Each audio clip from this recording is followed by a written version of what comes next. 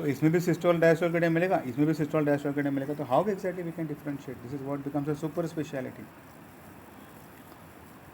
Again location के wise पता चल सकता, इजीली पता चल सकता है.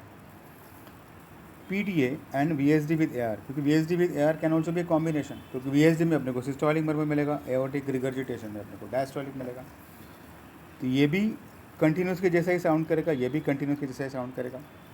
PDA is heard continuously, this is systolic diastolic. First and second intercostal space में मिलेगा. आगे मैंने बताया था कि this site will be more important. Fourth left intercostal space में मिलेगा. And aortic regurgitation aortic area में मिलेगा. S2 will be engulfed by the murmur, it will be well heard. Eddy sounds are the additional sounds which can be heard during PDA murmurs. Cannot थोड़ा सा heart sounds के बीच में थोड़ा सा sound आते हैं, एडी करंट के sound आते हैं, ब्लड फ्लो के टर्बुलेंस के साउंड आते हैं. These are the eddy sounds called as.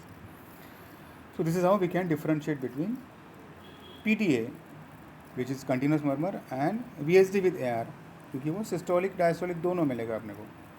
Systolic diastolic दोनों अपने को मिलेगा.